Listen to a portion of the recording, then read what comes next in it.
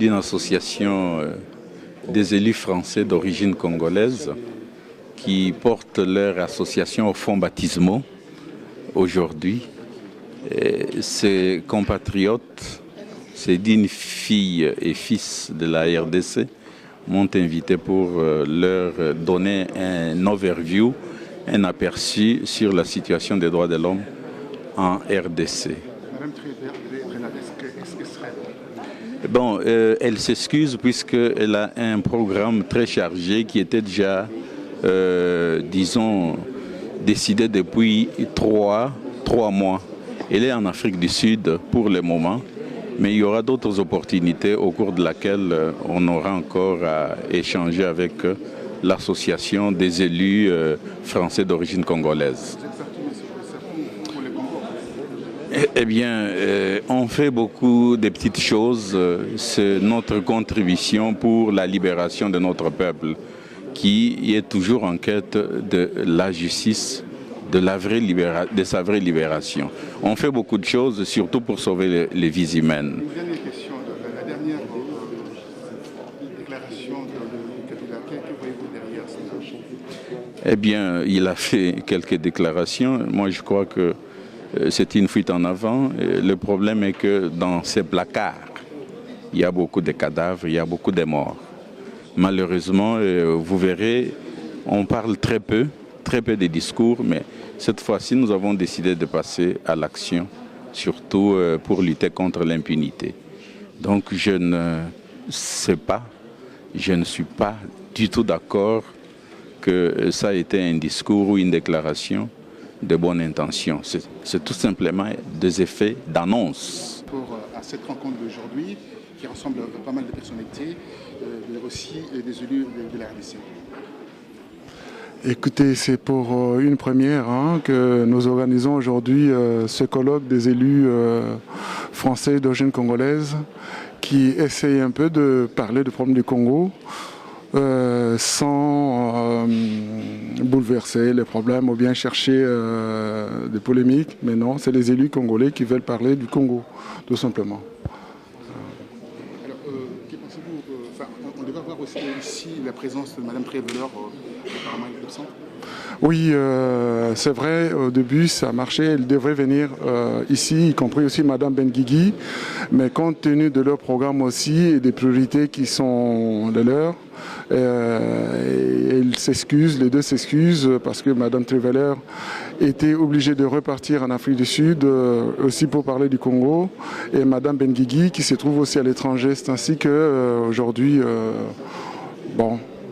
Mais en tout cas, ce sont des personnes qui nous ont soutenus, qui continuent à nous soutenir et qui continuent à soutenir l'œuvre, qui ont pris à bras le corps le problème de la violence faite aux femmes au Congo. À l'issue de cette rencontre, quel mémorandum feriez-vous pour transmettre aux autorités ou envoyer en RDC, bien sûr, parce que c'est aussi des parlementaires qui sont ici, des élus qui sont ici aussi. Écoutez, nous, on ne veut pas se mettre en position d'un parti politique ou bien de l'opposition. Nous sommes des Français tout d'abord. Nous allons travailler entre nous, nous allons nous consulter entre nous et nous allons faire remonter les choses là où il faut remonter parce qu'on ne veut pas se substituer à la politique congolaise.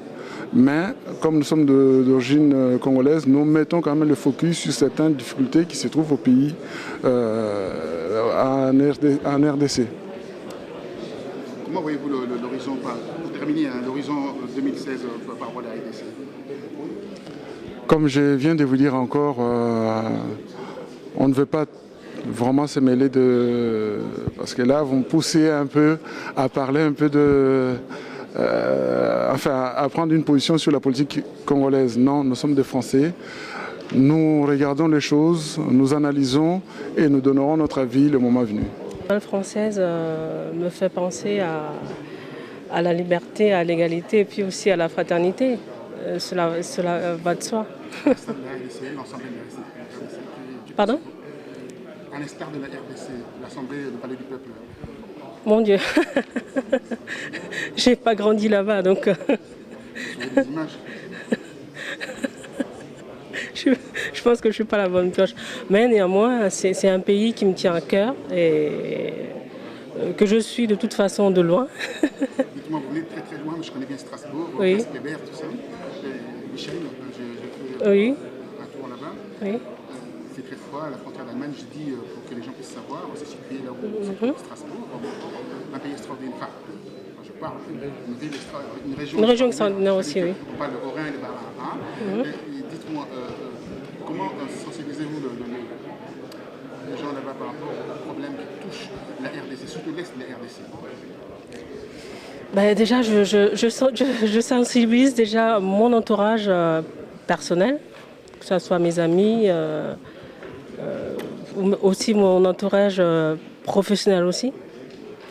Pouvez-vous vous présenter un tout petit peu, que je puisse savoir qui vous êtes, et l'ami téléspectateur puisse savoir qui vous êtes? Bah, écoutez, je suis un franco-congolais, d'accord. Franco-congolais, très bien. Alors donc, vous avez fait le voyage de Strasbourg jusqu'ici à Paris. Oui. Il y a un intérêt extraordinaire par rapport à votre pays, en fait, pour se mobiliser comme ça. Et que voyez-vous cette Assemblée nationale qui représente Alors, l'Assemblée nationale française représente la liberté, l'égalité, la fraternité. Et bien entendu, ce ne sont pas des mots vains. Hein. Ça a une signification assez profonde. Et ce qui est vraiment le symbole aujourd'hui et le vœu qu'on peut avoir, c'est que nous, par rapport à nous en RDC, à Kinshasa également, qu'on puisse avoir également des valeurs qui dictent l'action politique de nos députés, l'action politique de nos élus d'une manière générale, pour faire de ces pays-là l'havre de paix, je dirais tout simplement. Alors, je ne connais pas aujourd'hui les membres de l'Assemblée nationale à Kinshasa, mais par contre, il serait bien que le peuple congolais puisse bénéficier en tout cas de l'ouverture de ces hommes politiques pour qu'ils soient en mesure de vivre convenablement leur vie, tout simplement. Du handicap du suivi des écoles à Grigny et membre du CEFOC, donc chargé des relations extérieures. Je te remercie Claire et je tiens à vous saluer, mesdames et messieurs, et à vous dire notre plaisir de vous avoir parmi nous. Je crois que vous m'entendez bien là. Ah. Donc, je vous remercie d'être là et surtout votre présence, ça nous honore, parce que le lancement de cette association qui est une organisation d'élus qui partagent en commun d'être de la RD Congo ou d'avoir un attachement pour le Congo, est une grande chose pour nous. C'est pour ça qu'on a voulu le faire ici. Comme Claire l'a fait, et je tiens à remercier Jérôme Hébert pour sa présence et pour son dévouement pour cette cause, et par là, Martine Martinel, ma collègue à la mairie de Toulouse. Notre président, Grégoire Mukendi, va donc vous faire son discours de bienvenue et en quelques mots vous expliquer en quoi consiste le CEFOC. Merci. Merci. Mesdames, Messieurs les parlementaires, chers collègues élus locaux, Mesdames, Messieurs, distingués invités, c'est un honneur pour moi de m'exprimer devant vous au nom de l'ensemble des élus membres du collectif des élus locaux français d'origine congolaise. Pour le lancement de notre association, nous avons choisi de vous accueillir au Palais Bourbon, car c'est pour nous le lieu destiné à faire vivre la démocratie et à la recherche de consensus politique pour la préservation de notre valeur commune.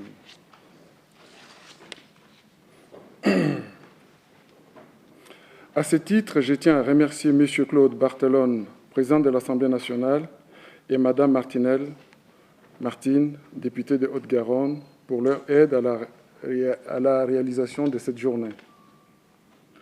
Nos salutations chaleureuses à Mme Valérie Trierweiler, Première Dame, à Madame la ministre de la Famille, Yamina Benguigui, qui ont encouragé cette initiative. Elle s'excuse de ne pas pouvoir être présente. Mesdames, votre investissement à cette manifestation pour la lutte contre les violences faites aux femmes au Congo dans ce pays est très importante. C'est très cher pour nous. Ceci honore la République française. Mesdames, Messieurs, distingués invités, le CEFOC que j'ai l'honneur de présider est né de la volonté de plusieurs élus français qui ont pour point commun de partager, en plus de leur identité française, une origine congolaise ou un attachement pour la République démocratique du Congo. Après plusieurs rencontres amicales, d'où un constat a été établi sur le besoin d'œuvrer pour un rapprochement entre la République démocratique du Congo et la France. Nous avons décidé de créer cette association pour permettre à tous de mieux se connaître et de partager des expériences réciproques pour un enrichissement mutuel.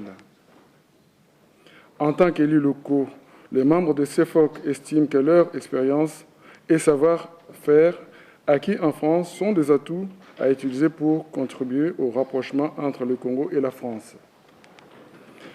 Bien que réunissant en priorité des élus français, le CEFOC est une organisation ouverte à toutes les personnes qui souhaitent contribuer au rapprochement entre la République démocratique du Congo et la France pour aider aux deux peuples à mieux se connaître. D'ores et déjà, nous invitons ceux d'entre vous qui partagent notre idéal à nous joindre dans les espaces de travail que nous allons mettre en place pour la réussite de notre projet. Mesdames, Messieurs, distingués invités, pour ceux d'entre vous qui ne connaissent pas bien la République démocratique du Congo, sachez que le Congo-Kinshasa est le plus grand pays francophone du monde et le second pour le nombre de locuteurs, ancienne colonie belge. C'est la langue qui nous rapproche de la France et tout comme la Belgique. Nation jeune, aux multiples atouts naturels, humains, la RDC est en pleine crise d'identité et surtout perpétuée. Cette crise se perpétue depuis plusieurs décennies. Cette journée est d'ailleurs pour nous l'occasion d'aborder quelques facettes édifiantes de cette crise que les experts interviendront à ma suite et vous dévoileront ce qu'ils ont préparé. La communauté congolaise ou d'origine congolaise est une des plus grandes nombreuses parmi celles venant d'Afrique subsaharienne. On estime 400 000 Congolais vivant en France. Ils sont entrepreneurs, fonctionnaires, cadres, travailleurs, artisans, étudiants, élèves et que sais-je encore. Les Congolais de France sont des citoyens qui contribuent à la réussite de notre pays, la France. Notre volonté, c'est de mettre en avant la majorité silencieuse qui fait la fierté de cette nation au peuple sacré et promouvoir la coopération décentralisée dont certains d'entre nous ici vous développeront aussi cette ligne de la coopération décentralisée. Outre notre volonté de travailler pour le rapprochement entre les deux nations et les deux peuples, le CEFOC compte aussi œuvrer pour une meilleure prise en compte en France de toutes les questions liées à la diversité et à la vie des migrants. Vive la République démocratique du Congo, vive la France. Je vous remercie.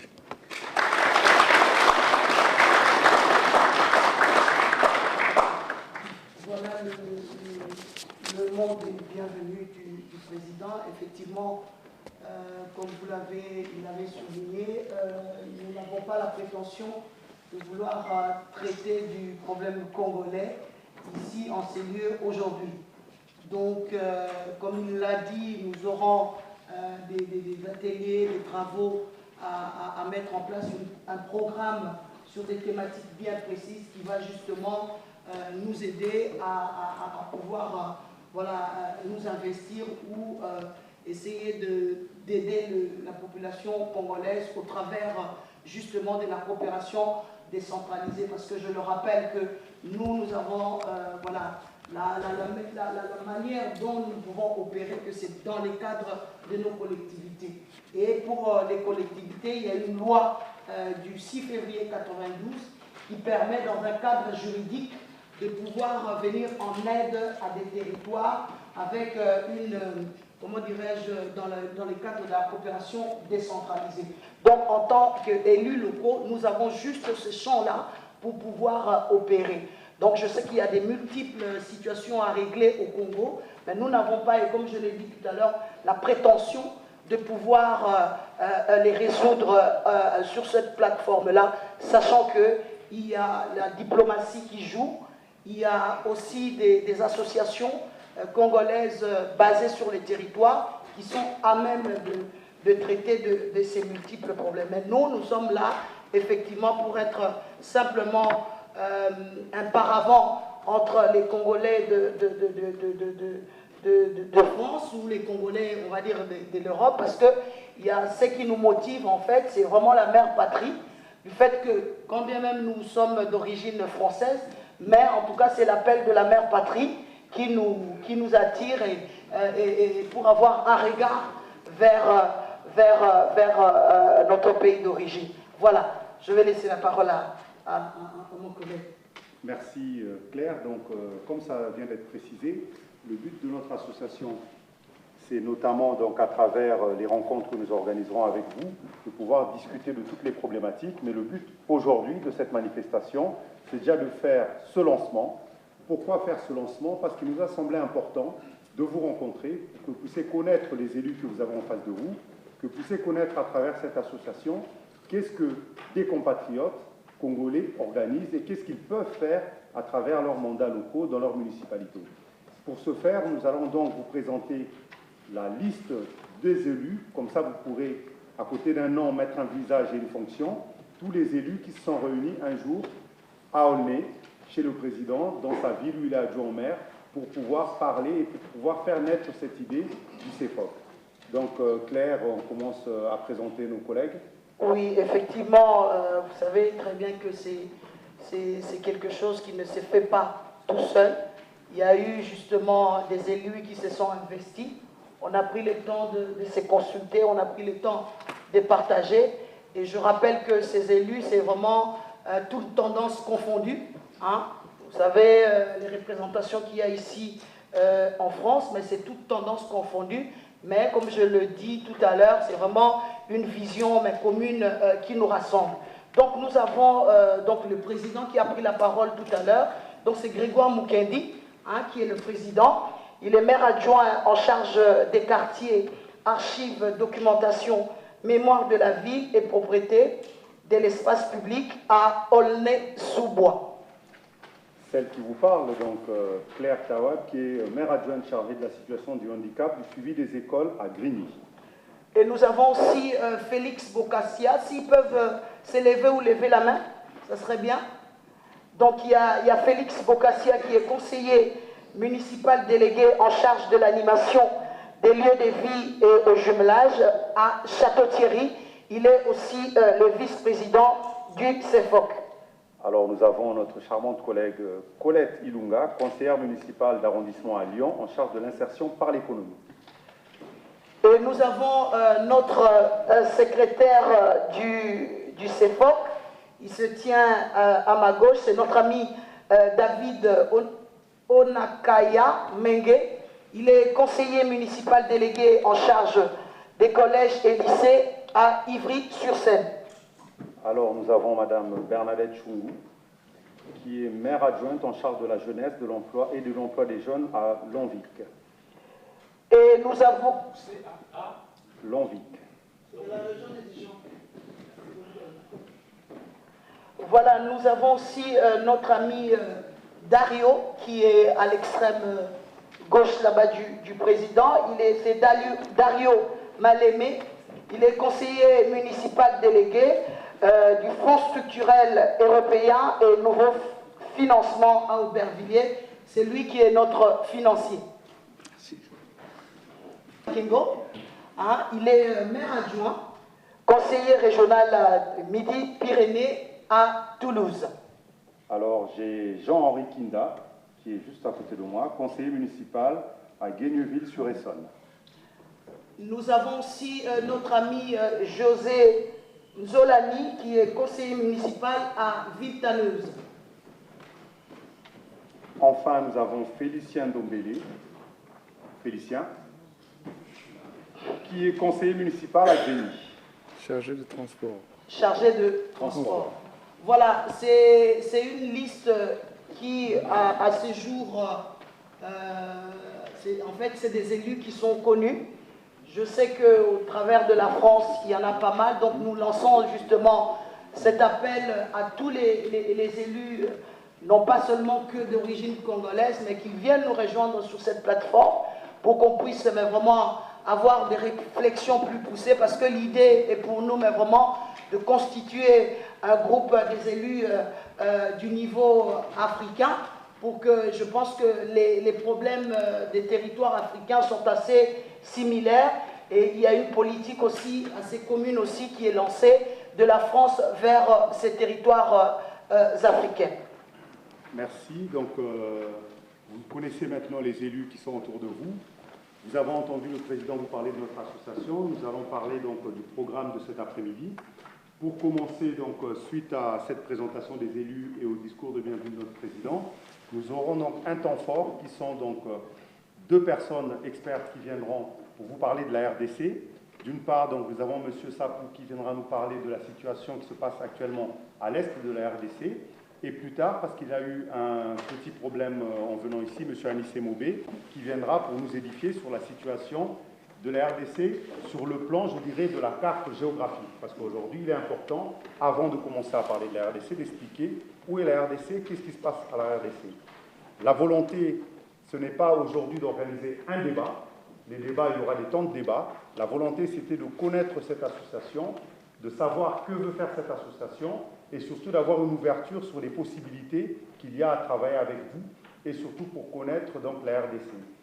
Après ce temps donc de rencontre ici, nous avons un autre temps où on invite donc les personnes qui souhaiteraient nous rejoindre dans un lieu qui est à côté d'ici. Claire vous donnera les précisions, parce que certains d'entre vous ont souhaité prolonger la discussion avec les élus. Un lieu a été retenu avec une participation facultative. Ceux qui veulent venir pourront participer à 5 € par personne pour pouvoir boire un verre de l'amitié. On vous donnera l'adresse. Donc ça sera à la fin ici.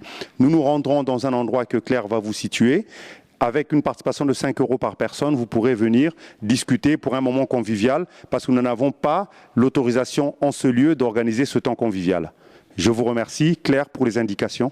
C'est vrai que quand on parle du Congo, c'est quelque chose qui, voilà, qui rémue les tripes, qui donne envie de participer. Je sais que vous resterez sur votre faim, mais je dis que nous avons un long chemin à faire. On ne peut pas tout dire aujourd'hui, on ne peut pas tout caler aujourd'hui. Nous avons un long chemin à faire. On vous adressera la programmation de nos travaux, de nos thématiques. Et en ce moment-là, vraiment dans un cadre, on va dire, bien structuré, on pourra parler, aborder des thématiques, parce que nous le savons que pour ce qui concerne le Congo, c'est vaste. Et comme est l'étendue du pays, et comme est aussi l'étendue des problématiques. Voilà. Donc ça sera que partie remise, parce que effectivement l'association est là pour la durée. Ce n'est pas simplement pour aujourd'hui, mais pour la durée, afin de pouvoir vraiment continuer à travailler pour le développement, continuer à travailler sur les problématiques des violences faites aux femmes. Nous avons choisi cette thématique-là, comment dirais-je, exprès, parce que ce n'est pas ça qui... Voilà, il y a plusieurs problèmes au Congo, mais je pense que ce problématique-là des violences faites aux femmes est aussi méconnu parfois sur les territoires français. Donc nous voulons être la voix des sans-voix, être la voix de ces femmes-là. Et je salue vraiment toutes les femmes qui sont là. Hein. Je sais que ce n'est pas évident. Je sais que ce n'est pas évident, mais en tout cas, je vous salue. Je ne fais pas du... Je sais qu'il y a un collègue qui est là, qui me rappelle toujours les hommes aussi comptent. Je sais que les hommes aussi comptent. Mais je sais que, bon, voilà, c'est un peu compliqué pour nous les femmes. Et je dis aussi que bravo pour ces femmes-là, même si elles souffrent dans le silence. Nous, on est là pour faire... pour être le porte-voix. Donc, comme l'a dit mon collègue Makengo, donc il y a un pot d'amitié qui est offert, évidemment, et c'est un moment aussi qui ouvrira peut-être des rencontres, des échanges entre les élus. Jean-Paul, voilà, comme je ne veux pas me répéter, mais là vous avez M. Sapou. M. Sapou qui est chargé des droits de l'homme en Afrique. Vous savez, sur ces sujets, il y a 5 secrétaires généraux dans le monde. Et M. Sapou, il va très bien vous expliquer ce qu'il fait. Il est le secrétaire général chargé des droits de l'homme au niveau de l'Afrique. Et il Donc voilà, il va vous parler vraiment des choses d'une façon concrète par rapport à son vécu avec, avec son expérience. Voilà. Ok, merci. Merci, Monsieur le Président, Mesdames et Messieurs du collectif, si vous voulez, les élus français d'origine congolaise.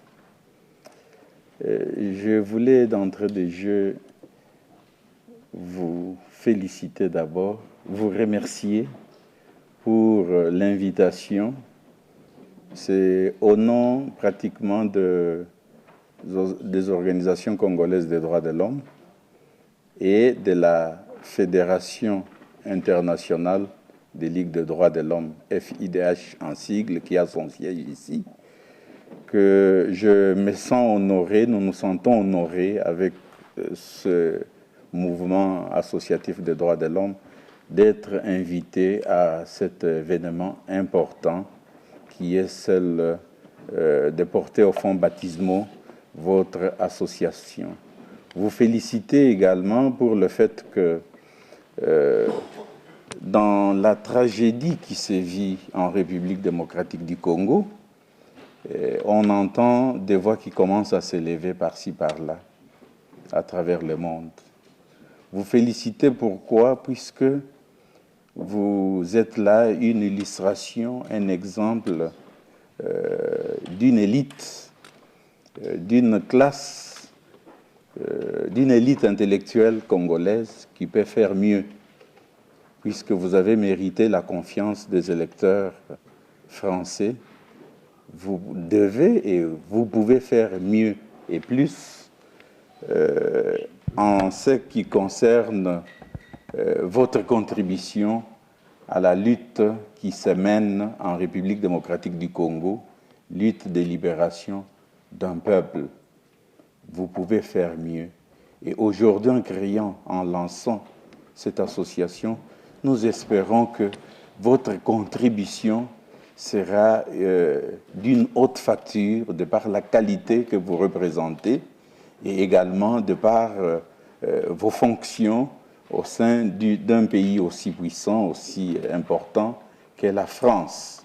Voilà pourquoi nous qui nous battons en tant qu'activistes des droits de l'homme au quotidien, qui connaissons ce que vit le peuple congolais, nous sommes contents, nous sommes heureux de vous accueillir parmi nous et vous recevoir régulièrement. Mais vers la fin, je pourrais peut-être vous prodiguer certains conseils, puisque on sait bien ce qui se passe en République démocratique du Congo. Alors, lorsque vous m'aviez invité, vous m'avez demandé de vous dresser un petit tableau de la situation des droits de l'homme dans ce pays, puisque partout, les voix s'élèvent pour dire que la République démocratique du Congo est un tableau très sombre en matière de respect des droits de l'homme. Eh bien, en peu de mots, qu'est-ce qu'on peut dire, puisque vous-même vous l'avez dit, il y aura d'autres opportunités qui pourront nous permettre de creuser davantage sur différentes thématiques que vous aurez à nous présenter. Alors, d'entrée de jeu, je dois vous dire que la République démocratique du Congo est un pays où pratiquement tous les experts en matière de droits de l'homme se déchirent les cheveux et ne comprennent pas ce qui se passe. Pour nous, la République démocratique du Congo est un cas qui se pose à l'humanité pour le moment, un cas de violation des droits de l'homme. Je pourrais même aller un peu plus loin, depuis la traite négrière, en passant par, si vous voulez, le pouvoir personnel du roi belge, Léopold II, et également en passant par la colonie d'exploitation, et le Congolais paye très cher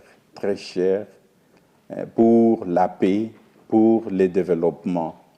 Vous êtes sans ignorer que le pouvoir personnel du roi Léopold II lorsque la conférence de Berlin de 1885 lui a cédé pratiquement les territoires congolais.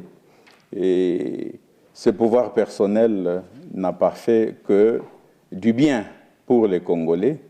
Vous vous souvenez qu'il y a eu des mains coupées, puisqu'on n'avait pas apporté des Congolais, des mains coupées, puisque ces Congolais n'avaient pas récolté les quantités de la sève, du caoutchouc qu'il fallait pour faire fonctionner les industries du roi Léopold II. Les ivoires, d'éléphants qui étaient abattus chez nous.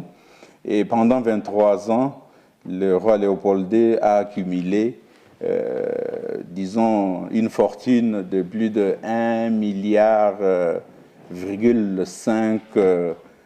dollars, plutôt euros ou dollars, dollars américains à ses jours. Alors, après 23 ans, il a cédé la République démocratique du Congo, le Congo de l'époque, à la Belgique, au Royaume de Belgique, qui de 1909 à 1960 a géré ce pays comme étant une colonie d'exploitation. Là, il y a un contentieux belgo-congolais qui fera aussi l'objet de curiosité et d'analyse, si vous voulez, de votre association. Alors, sur le fait qu'il y a eu de facteurs endogènes, exogènes, de lutte interne et de lutte externe, il y a eu, si vous voulez, la série des indépendances vers 1960, où pratiquement, nous, Congolais, nous avons accédé à la souveraineté nationale, si vous voulez, l'indépendance, mais qui, au fait, n'était qu'une indépendance sur papier et qu'il y avait encore un problème de dépendance économique. Alors, avec la fin de la guerre froide et tout ce que vous connaissez, la glasnost et la perestroïka, la destruction du mur de Berlin et tout, et il y a eu des conférences nationales souveraines qui se sont mises en place. Mais déjà en 1960, jusqu'à ces jours, on a vécu au Congo-Kinshasa des moments difficiles où pratiquement il y a eu le néocolonialisme et aujourd'hui nous vivons cette réalité de néocolonialisme mais sous d'autres formes avec cette fois-ci pendant 13 ans à peu près pour le Congo avec les guerres et les conflits armés les plus atroces les plus, je ne sais pas, au niveau des victimes, je ne saurais pas vous dire, les chiffres sont effrayants et aujourd'hui, les Congolais avancent des chiffres de plusieurs millions de victimes du fait de cette guerre, de ces conflits par procuration, puisque derrière tout ça, il y a un problème économique, un problème aussi si vous voulez, d'occupation des terres, afin de pouvoir exploiter les richesses de ce pays qui sont immenses. Et toutes ces guerres qui sont entretenues, ces conflits, qui coûtent très cher aux Congolais, aux populations congolaises, ont pour objectif de pouvoir exploiter de minerais, disons, d'une rareté telle que vous avez les coltans, l'or, les diamants et autres.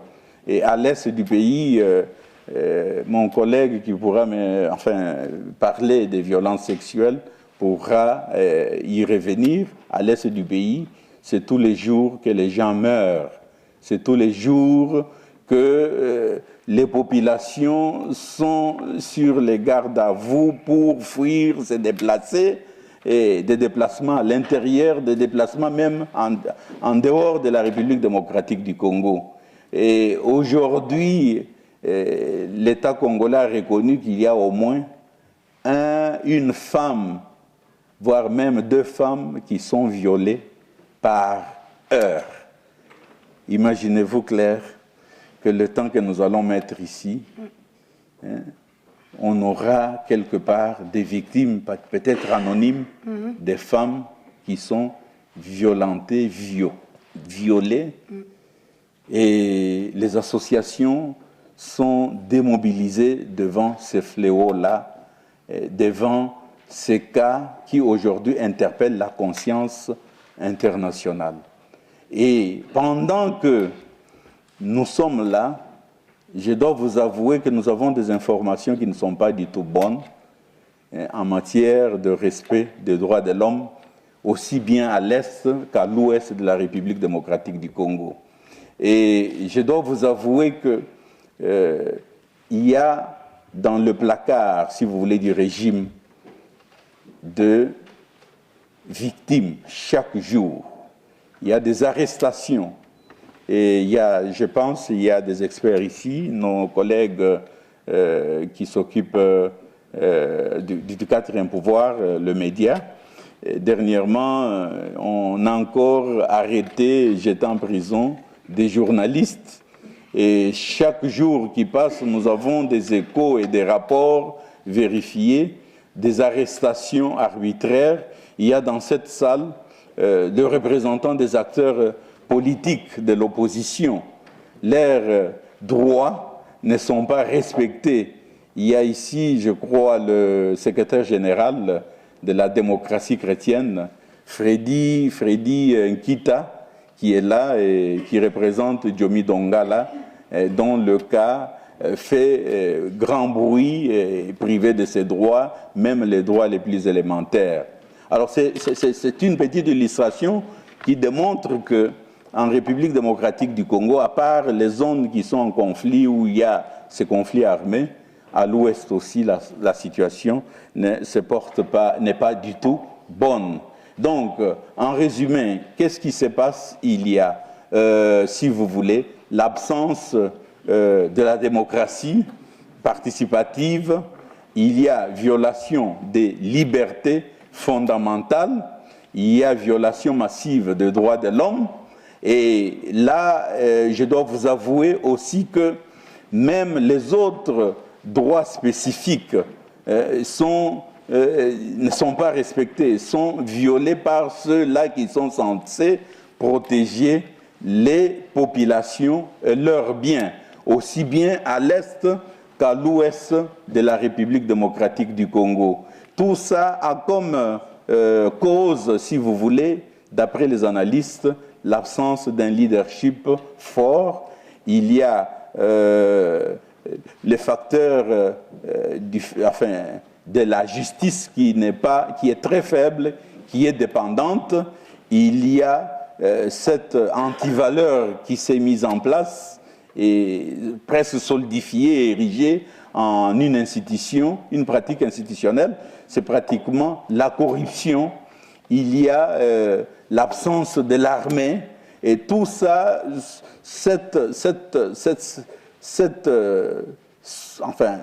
tous ces facteurs-là font que la République démocratique du Congo souffre et continue à souffrir par rapport au respect des droits de l'homme. C'est comme je le disais, 125 ans jusqu'à aujourd'hui, je le disais encore aux amis qui étaient avec nous à la commune, à la mairie d'Aubervilliers, au cours de leur quinzaine de paix. Et ils ont placé le thème RDC, la paix en RDC, ils avaient placé ça à l'ordre du jour. Je leur disais encore, je me souviens il y a 3 semaines, et Dario est là, je leur disais que pour la République démocratique du Congo, depuis le temps de la traite négrière, 5 générations après, 125 ans après, la paix pour les Congolais est une denrée très, très, très rare. Très, très rare. Puisque les femmes aujourd'hui à l'Est et les hommes ne peuvent pas vaguer à leurs occupations. Puisque tout le temps, cette population est endeuillée. Alors, on m'a aussi posé la question de savoir quelle est la situation actuelle. Bon, il y a eu des effets d'annonce, il y a eu les concertations nationales, il y a eu Kampala, la rencontre de Kampala qui continue, il y a eu les accords d'Addis Abeba qui ont été signés, il y a eu tout un tas d'accords bien avant, il y a eu des dispensations politiques importantes pour revenir un peu en arrière, la conférence nationale souveraine, les dialogues intercongolais, et pour aller un peu plus loin, la table ronde, toutes ces opportunités ont été gâchées. Gâchées pourquoi? Puisque quelque part, il y a la responsabilité des acteurs internationaux et il y a aussi la responsabilité de ceux qui se présentent comme les leaders, si vous voulez, de cette classe politique, c'est-à-dire les politiciens congolais.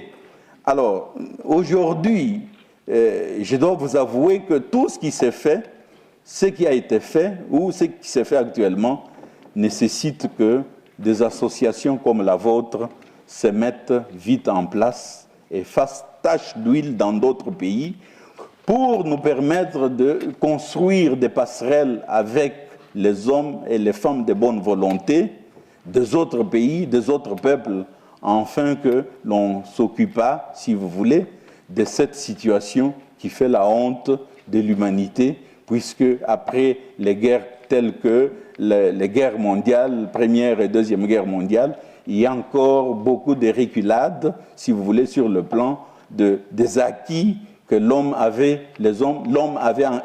a engrangés lors de différentes luttes pour la dignité humaine. Aujourd'hui, le cas de la République démocratique du Congo mérite que vous, les élus français d'origine congolaise, vous puissiez faire entendre votre voix. Pourquoi, Monsieur le Président? Parce que nous qui vivons ces réalités chaque jour, nous sommes écoutés d'une oreille par les acteurs politiques au niveau national et au niveau international. Dès que nous sortons, ils appliquent d'autres programmes qui ne valent pas la peine, puisque ces programmes, c'est plus de l'économique, de l'intérêt économique. Ces programmes, c'est plus pour soutenir, si vous voulez, les multinationales qui prennent même des gens en otage. Le moment viendra où nous aurons abordé cette question avec des éléments précis et des noms, avec des entreprises, avec tout ce qu'il y a eu comme fuite de capitaux dans des paradis fiscaux, dans des îles britanniques, etc., par des Congolais qui sont des mèches avec des acteurs, si vous voulez, au niveau international. Voilà pourquoi aujourd'hui, la RDC est un cas qu'il faut examiner de plus près, sinon les générations nous diront, écoutez, qu'avez-vous fait de la RDC et de ses populations, vous qui avez engrangé, si vous voulez, qui avez bénéficié des acquis de la lutte de l'homme pour sa liberté, qu'avez-vous fait de la République démocratique du Congo? Voilà, Monsieur le Président, ce que je pourrais vous dire en substance par rapport à cette situation qui est chaotique et dans laquelle le droit de l'homme sont les cadets des soucis des acteurs politiques nationaux et même internationaux, quelque part. Il n'y a que les associations de citoyens, de citoyennes, de gens de bonne volonté qui, en ce moment, peuvent créer des passerelles et faire bouger les politiques à travers le monde entier. Et qu'aujourd'hui, après tout ce que nous avons observé au niveau de certains acteurs politiques français, qu'une association comme la vôtre se mette en place, c'est vraiment une valeur ajoutée. Voilà pourquoi nous, de la FIDH, nous, des associations congolaises de droits de l'homme, nous vous souhaitons vraiment longue vie et bon travail, une réussite pour le bien, pour l'intérêt, si vous voulez, du peuple congolais. Merci, Monsieur le Président.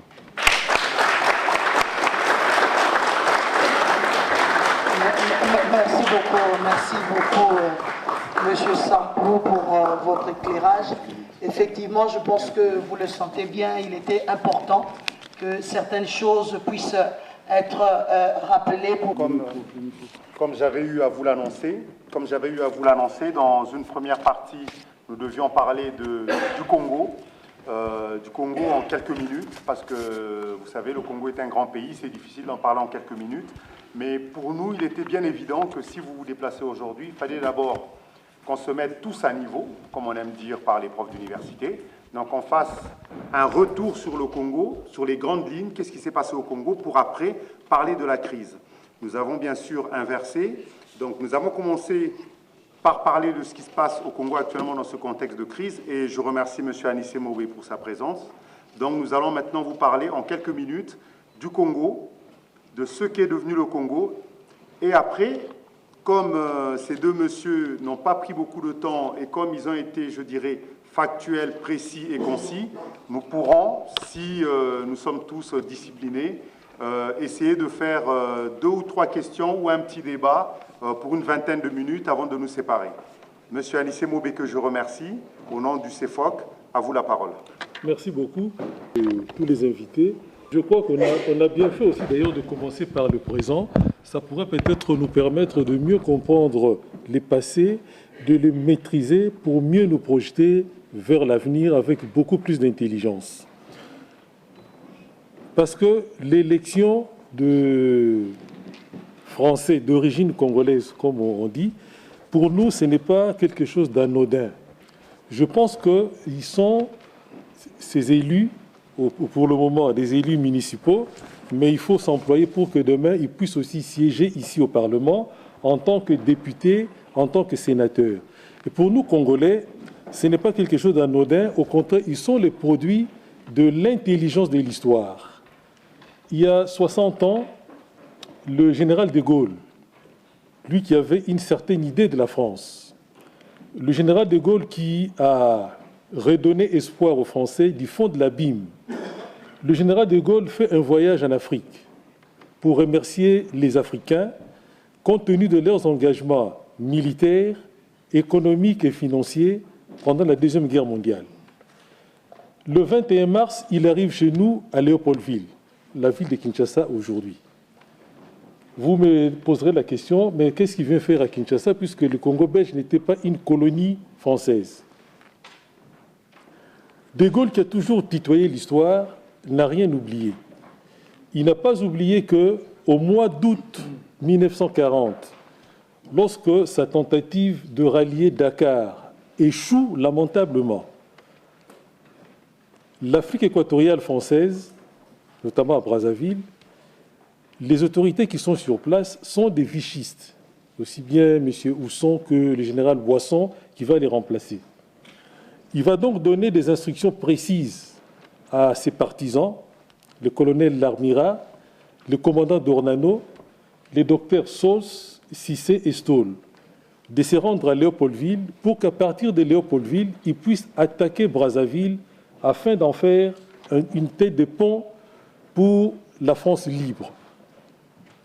C'est parce qu'au mois d'août, vers la fin du mois d'août, que M. Félix Eboué, qui était petit-fils d'esclave, antillais, qui était gouverneur au Tchad, rallie la France libre. C'est comme ça que la donne a changé et que Léopoldville ne fut pas la capitale de la France libre. C'est Brazzaville qui fut la capitale de la France libre à la place de Léopoldville, parce que De Gaulle avait déjà envoyé des émissaires pour qu'à partir de Léopoldville, c'est-à-dire de Kinshasa, on puisse attaquer Brazzaville.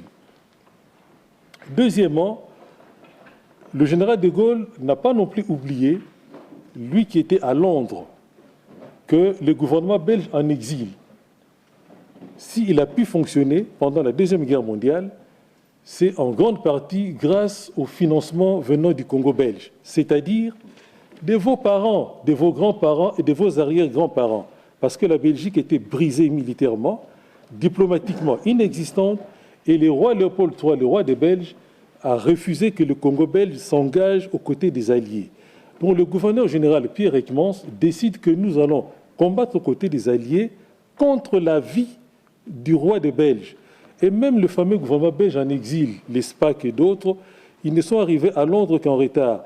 La première personnalité belge à arriver à Londres, comme par hasard, c'est le ministre des colonies, de Vlechover, qui reçoit le titre d'administrateur de colonies. C'est comme si nous étions un bien matériel, commercial qu'il faut administrer. Et ça, De Gaulle ne l'a pas oublié. En bon militaire qu'il était, il n'a pas non plus oublié que les premières victoires des Alliés ont été remportées par les soldats congolais, c'est-à-dire vos grands-parents. C'est lorsque la force publique écrase l'armée italienne en Éthiopie, à l'époque on disait encore Abyssinie, dès le mois de mars 1941, notamment à Sayo, à Gambela. Ce sont des noms qui vous sont familiers parce que ce sont des noms des rues chez nous, mais ce sont des localités qui ne sont pas dans notre pays. C'est en Éthiopie, à Sosa, Gambela, Sayo. Les soldats congolais font prisonniers de 15 000 soldats italiens et de 8 généraux. C'est la première victoire des Alliés, parce qu'à ce moment-là, l'Allemagne nazie est triomphante, militairement parlant. Tout ça, De Gaulle ne l'a pas oublié. Voilà pourquoi, venant de Brazzaville, le 21 mars, il arrive au Congo, à Léopoldville, à la fois pour remercier les Congolais, rencontrer les autorités, mais surtout féliciter les anciens combattants. Parce qu'après la victoire des soldats congolais, je répète, c'est-à-dire vos ancêtres, après la victoire des soldats congolais en Éthiopie, cette victoire est tellement écrasante, tellement éclatante que les soldats congolais sont déployés au Nigeria pour attaquer les colonies françaises de l'Afrique de l'Ouest qui sont encore vichistes, particulièrement les Dahomey. Et donc voilà, le De Gaulle arrive chez nous à Kinshasa. Ça, c'est un extrait du journal Le Courrier d'Afrique. Pour les plus jeunes ici, quand je dis Courrier d'Afrique, ça ne leur dit rien. C'est vraiment le doyen de la presse écrite congolaise, déjà pendant l'époque coloniale. Au lendemain de l'indépendance, c'est Gabriel Makosso qui était directeur du Courrier d'Afrique. Mobutu a contraint le Courrier d'Afrique à fusionner avec La Tribune, qui avait changé de nom, Elombe, pour devenir Elima. Tout comme il a contraint l'Étoile du Congo, dirigée par Bondo, à fusionner avec le Progrès de Panu pour former Salongo. Donc, le 21 mars, De Gaulle arrive à Kinshasa. Donc, ça, c'est le Courrier d'Afrique. Il rencontre les autorités, mais surtout, le général De Gaulle dit « Je retrouve en Léopoldville une grande cité fraternelle ». S'il est dit, c'est parce qu'il était déjà venu chez nous au mois d'octobre 1940. Et c'est comme ça qu'à Kinshasa, lorsque nous, on était encore des gamins, quand on est grand détail, on vous appelle De Gaulle.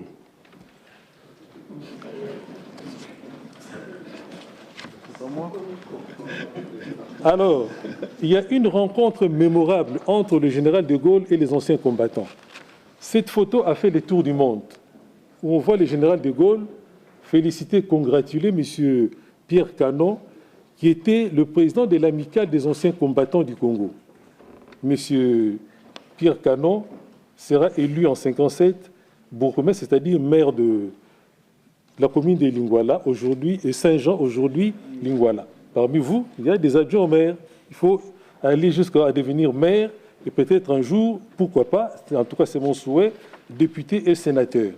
Et d'ailleurs, cette photo, d'après M. Jacques Faucard, un des collaborateurs du général De Gaulle qui l'accompagnait ces jours-là, cette photo a irrité les Belges parce que c'était impensable chez les Belges qu'un général puisse serrer la main d'un soldat. Mais De Gaulle, lui qui connaît la vaillance des soldats congolais, n'a pas hésité à serrer la main de M. Pierre Canon. Donc, voilà donc pourquoi je disais l'élection de Congolais devenus français comme maire, adjoint au maire, aujourd'hui, demain député, sénateur, pour nous, ce n'est pas anodin. Ce n'est pas anodin parce que, voilà que 60 ans après, cette chaleureuse poignée de main du général de Gaulle, la Ve République, dont il est le fondateur, la Ve République, par le biais du suffrage universel, vous accueille dans ses institutions. Sachez que, quand je disais vous êtes le produit de l'intelligence de l'histoire, c'est parce que sur cette voie, en tant qu'élu des électeurs français, vous marchez sur des voies où vous sont précédées des personnalités prestigieuses qui ont marqué l'histoire politique et institutionnelle de la France. Je pense ici à Blaise Diagne, député du Sénégal dans les années 1910-1911. Pendant la Première Guerre mondiale, Blaise Diagne est désigné commissaire de la République pour aller recruter des soldats africains afin de combattre avec les Français pendant la Première Guerre mondiale. Je pense ici à Lamine Gueye, brillant professeur au célèbre collège William Ponty, avocat, qui sera lui aussi député. Je pense ici à Gaston de Monerville, un véritable monument, petit-fils d'esclave, ministre, député, sénateur, président du Sénat pendant toute une décennie, membre du Conseil constitutionnel.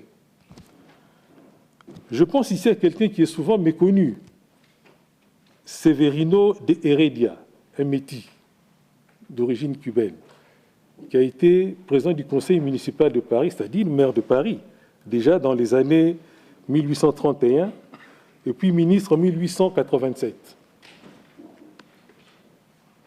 Je rassure nos amis qui ont fait leur scolarité à Kinshasa, je n'oublie pas, je ne peux pas oublier Léopold Sédar Senghor et Aimé Césaire, puisque ce sont deux pépites d'or de la langue française, et leurs œuvres littéraires font partie des programmes scolaires chez nous pour les lycéens, les collégiens de 5e et 6e, c'est-à-dire dernière année. Nous tous ici, nous avons chanté, déclamé les poèmes de Senghor, Femme noire. Césaire, le grand écrivain français André Breton disait de Césaire, « Ces Noirs manient la langue française comme aujourd'hui aucun blanc ne la manie ». Et Senghor, en 1946, député, est désigné au comité constitutionnel parce que la SFIO, c'est-à-dire l'ancêtre du Parti socialiste, se rend compte que grammaticalement, le texte n'est pas au point. Et on fait appel à Senghor, ces nègres venus d'Afrique, agrégés de grammaire, qui enseignaient le français aux lycéens français. Donc, vous êtes sur la voie de personnalités prestigieuses, ce qui veut dire que vous avez, je pense, une obligation de réussite. Et puisqu'il faut parler du passé pour préparer l'avenir, je pense qu'il vous appartient de s'employer pour que des initiatives venant de la base, puisque vous connaissez bien le Congo, et que les politiques de coopération menées par la France pendant 30-35 ans n'ont pas réussi manifestement, eh bien, il vous appartient de conjuguer intelligemment les initiatives venant de la base, le concours de parlementaires et aussi les concours des expertises des universitaires africains, notamment congolais, mais pétris d'éthique intellectuelle clairvoyante, de telle sorte que, de la base, puissent prendre corps des projets de politiques de coopération qui soient des politiques de coopération au développement. Pourquoi j'ai dit que ce qui s'est passé pendant 30 ans n'ont pas réussi? C'est que pendant de longues années, les politiques de coopération, notamment de la France, tout comme de la plupart des pays européens, ont été parasités par les logiques perverses de la guerre froide, d'une part, et d'autre part, en ce qui nous concerne, notre pays, il y a eu beaucoup trop de rivalités entre la Belgique et la France, même si souvent c'était feutré, mais il y a eu beaucoup de rivalités. Puisqu'on a commencé par De Gaulle, eh bien, revenons toujours à De Gaulle. En 1958, cette fois-ci, il est à Brazzaville. Il n'arrive pas chez nous, mais il est à Brazzaville. Il tient un discours prodigieux au mois d'août pour dire aux Congolais, aux Africains en général, aux Congolais de Brazza, eh bien, ceux qui veulent l'indépendance, ils n'ont qu'à la prendre. Or, à ce moment-là, chez nous au Congo, pour les Belges, il n'est pas question que le Congo devienne indépendant. Alors même qu'en 1956, des groupes d'intellectuels, comme vous, ceux de Conscience africaine et de l'ABACO, avaient déjà publié des manifestes pour exiger l'émancipation du Congo allant jusqu'à l'indépendance. Ils essuient un silence assourdissant, puisque déjà un Belge eux-mêmes, M. Van Bilsen, a été traité de bradeur d'empire, de fou, parce qu'il osait proposer un plan d'émancipation du Congo étalé sur 30 ans. Aussitôt, des personnalités congolaises comme Adoula, Lumumba, Pinzi, s'adresse au gouverneur général en disant mais les autres, ils vont devenir indépendants et nous. Donc pour les Congolais, le Congo de Kinshasa, de Léopoldville, si un homme aussi prestigieux comme De Gaulle accepte que les colonies françaises puissent accéder à l'indépendance, il n'y a aucune raison pour qu'un petit pays comme la Belgique refuse le droit à l'indépendance des Congolais. Du coup, il s'adresse au gouverneur général à Kinshasa. Au même moment, les Belges commencent à prendre peur. Ils vont mettre sur pied rapidement un groupe de travail qui va sillonner le Congo. Mais c'est un peu trop tard, parce que cela se passe au mois d'août. Au mois d'octobre, évidemment, les Congolais créent le MNC. Déjà, l'ABACO, qui au départ qui était une association culturelle, s'est mue en parti politique au terme des élections municipales de 1957. Vous qui êtes adjoint au maire, le premier chef de l'État du Congo, Kasavubu, va commencer d'abord par être maire. Donc, vous avez un bon exemple devant vous. Voilà. Et donc, depuis 1957, il y a déjà un parti politique, l'ABACO, qui a largement gagné les élections, qui a fait le plein de voix. Mais les mandataires de l'ABACO, élus comme abaquistes, ils vont, en tant que maires de communes, ils vont gérer les affaires communales dans l'intérêt de tous les Congolais, sans aucune discrimination d'ethnie ou de tribu. Ce qui veut dire, là aussi, c'est un bon exemple pour vous. Vous qui êtes français d'origine congolaise, vous gérez les affaires communales, il faut les gérer dans l'intérêt de tous les habitants de votre commune et non pas dans l'intérêt d'une catégorie sociale ou d'une communauté quelconque. Donc, 58 pour nous, c'est une année charnière, une année vraiment de rupture, parce que les Belges organisent en Belgique au mois de mai l'exposition universelle. La Belgique est triomphante. Le Congo belge, c'est vraiment la pièce maîtresse de ces triomphes de la Belgique. Mais il y a des grains de sable. D'abord, Kasavubu, avant l'exposition, le jour de son installation en tant que maire de la commune de Dendal, aujourd'hui commune de Kasavubu, dit, écoutez, déclare, pour nous Congolais, lui qui est président de l'ABACO, il ne parle pas au nom de l'ABACO dès qu'il est élu maire de Dendal. Il dit, pour nous Congolais, cette élection municipale n'est qu'une étape pour aller vers l'indépendance. Deuxièmement, Maloula, comme par hasard, mais ce n'est pas un hasard, condisciple de Kasavubu au petit séminaire de Mbatakiela et au grand séminaire de Kabwe, il est curé de la paroisse Saint-Christ-Roi à Dendal, là où Kasavubu est bourgmestre. Maloula est invité à l'expo de 58, il dit aux Belges, il vaut mieux accorder l'indépendance 5 minutes plus tôt qu'1 minute plus tard. Au même moment, des étudiants congolais en Belgique se réunissent. D'abord, ils protestent que dans les fameux groupes de travail que les Belges ont constitués, qu'il n'y ait aucun Congolais. Et deuxièmement, dans des débats, les Jonas Mukamba, les Mario Cardozo, les Albert Bolela et tant d'autres, ils abordent carrément et clairement et publiquement la question de l'indépendance. Donc il n'y a que les Belges qui sont aveuglés, qui croient que, parce que sur le plan social, les Congolais mangent le matin, midi, le soir, ont une bicyclette, certains d'entre eux ont une certaine aisance matérielle, ils croient que tout cela suffit pour les Congolais. Non, il y a des voix qui se font entendre.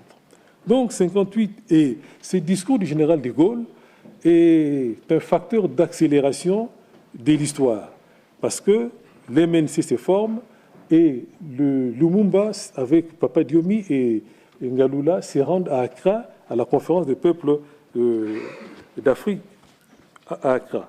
À leur retour, ils font un grand meeting à Kalamou pour parler de l'indépendance. Une semaine après, c'est l'émeute du 4 janvier 1959. Et là aussi, nous retrouvons encore la France, parce que les leaders de la BACO qui sont arrêtés, qui sont traduits en justice, les Congolais ne vont pas chercher un avocat belge. Pourtant, il y a beaucoup d'avocats belges à Kinshasa. Mais évidemment, comme le comité clandestin de la BACO se trouve à Brazzaville, c'est de Brazzaville qu'ils vont contacter un grand avocat du barreau de Paris. Cela veut dire aussi que les Congolais commencent déjà à démontrer aux Belges qu'ils sont capables de se gérer eux-mêmes, de gérer ce pays. Parce que nous sommes capables d'avoir des partenaires européens qui ne soient pas forcément belges. Donc, Pour nous, la Belgique n'est plus le centre du monde. Évidemment, vous savez que l'avocat français que les Congolais vont engager pour défendre les leaders de la BACO deviendra très célèbre à Kinshasa, Maître Croquet, que tous les Congolais avaient, on va africaniser son nom, on l'appelait plus que Tata Koloke. Il était vraiment devenu un Congolais parmi des Congolais parce qu'il est venu défendre la cause de l'indépendance des Congolais. Malheureusement, après la table ronde, et c'est là que vraiment les rivalités entre les Belges et les Français vont commencer à aller s'amplifier au fil des années. Le 20 février, c'est-à-dire un mois après, le 28 février, une semaine après la fin de la table ronde, le Français brandissent le fameux droit de préemption que le roi Léopold II avait accordé à la France en 1885, disant que si jamais la Belgique se désintéresse du Congo, le Congo reviendra à la France. Alors que la France elle-même était en train de décoloniser, elle brandit le fameux droit de préemption. Mais c'est parce que la France se rend compte que le Congo, c'est un immense morceau qui recèle beaucoup de ressources économiques et par conséquent, ça permettra à un pays comme la France, si elle prend pied au Congo, de pouvoir rayonner à travers le monde et d'accroître son poids diplomatique. Donc, à partir de là, comme je disais, les rivalités vont s'amplifier et vont atteindre un point culminant très aigu en 77-78, au moment des deux guerres du Chabat. La France, d'abord en 77, va accorder un appui logistique au corps expéditionnaire marocain qui intervient lors du première guerre du Chabat. Et en 78, ce sont les légionnaires français qui interviennent directement au Chabat, alors même qu'à l'époque, il n'existait aucun accord de coopération militaire autorisant la France à intervenir chez nous. À partir de là, la France va accroître sa coopération militaire et aussi les volumes de sa coopération commerciale, pas économique mais commerciale. D'ailleurs, les Belges, ça va irriter énormément les Belges, mais ils vont être supplantés au point que, dans les années 90, alors que la Belgique commence à lâcher Mobutu, la France, qu'elle soit socialiste ou de droite, va continuer à soutenir Mobutu jusqu'à la fin. Et par conséquent, la débâcle militaire de l'armée zaïroise, c'est aussi un échec cuisant de la coopération militaire française. Donc il faut revenir à une coopération qui soit profitable aux populations. Je n'en donne qu'un seul exemple. Au lendemain de l'indépendance du Congo, la France va accorder des bourses d'études aux assistants médicaux indigènes, comme on disait. Tu vois, le papa que nous appelions à l'époque Papa Munganga, les gens qui ont fait l'école médicale de Kisantu, qui étaient en réalité des médecins, mais dans les jargons administratifs coloniaux, on les appelait assistants médicaux. Ils sont venus étudier en France, ils ont bien étudié, ils sont rentrés et ils ont encore rendu d'immenses services à la population congolaise. Deuxièmement, c'est l'UNESCO qui a procédé à la réforme de notre système scolaire hérité de la colonisation, en instaurant notamment les cycles d'orientation et le cours de philosophie en 6e. Ce n'est pas un héritage belge, ce sont les Français parce qu'ils étaient majoritaires dans la commission des réformes de l'UNESCO. Et enfin, la coopération française a aussi énormément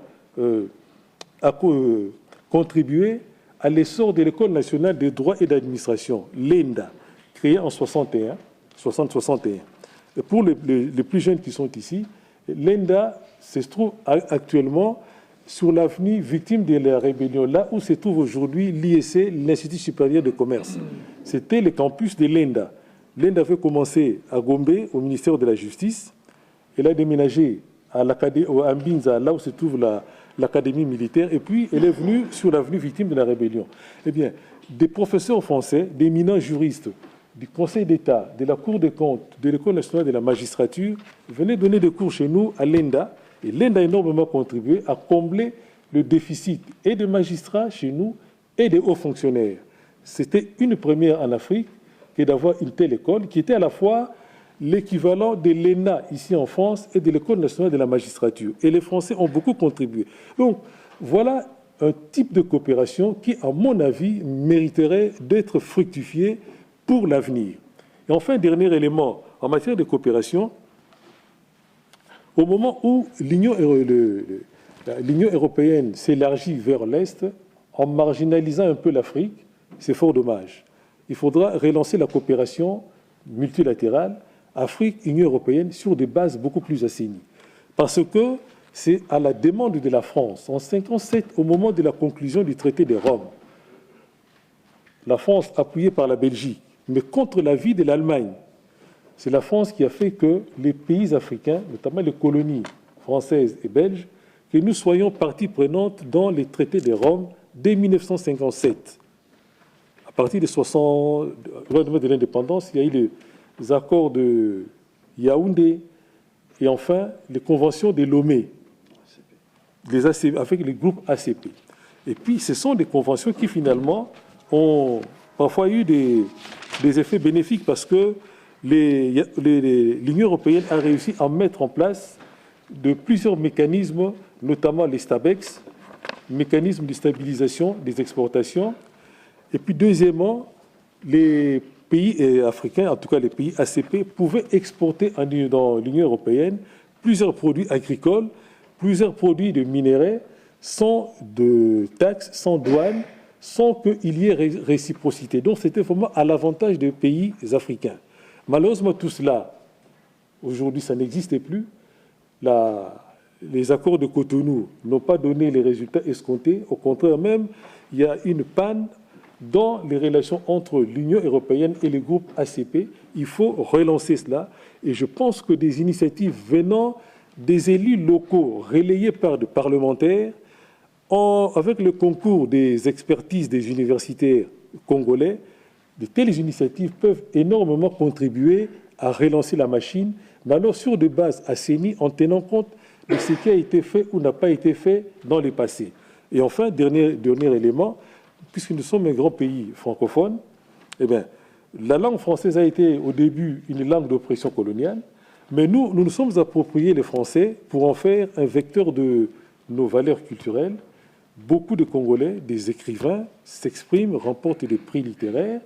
Ici en France, en 1975, le professeur Valentin Moudimbe a reçu le prix du roman catholique avec son roman Entre les eaux.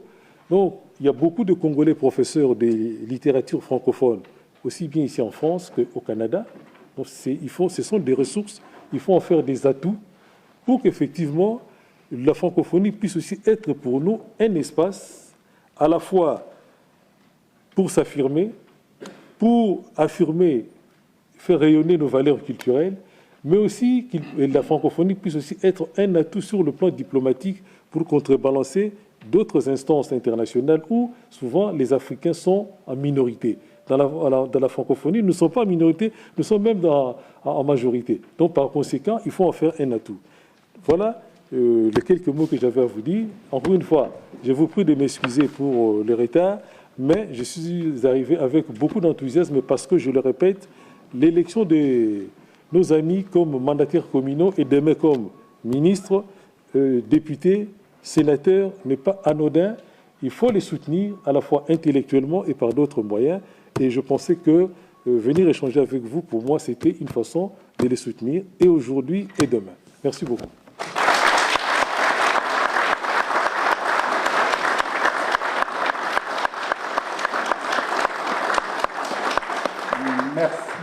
Merci beaucoup, Monsieur Anissé Maubé, pour ce brillant exposé sur, je dirais, un siècle d'histoire entre la RDC et la France, en mêlant donc ce qui se passe avec la Belgique. Comme je vous l'avais dit, donc, nous aurons un temps de débat. Nous souhaiterions juste, avant d'entamer ce temps de débat, qui sera très court, mais la richesse qu'il y a dans les exposés suffisent en eux-mêmes à expliquer la situation. Donc nous aurons juste M. Sapou qui va nous parler de la situation, donc, parce que si vous aviez vu dans l'invitation, on avait insisté sur aujourd'hui la situation que vivent les femmes en RDC, qui reviennent dessus parce qu'en plus la salle s'est très féminisée.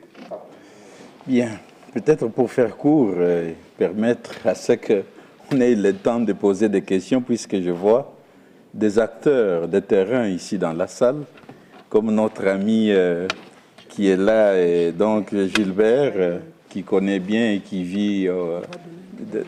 donc il va donner un témoignage.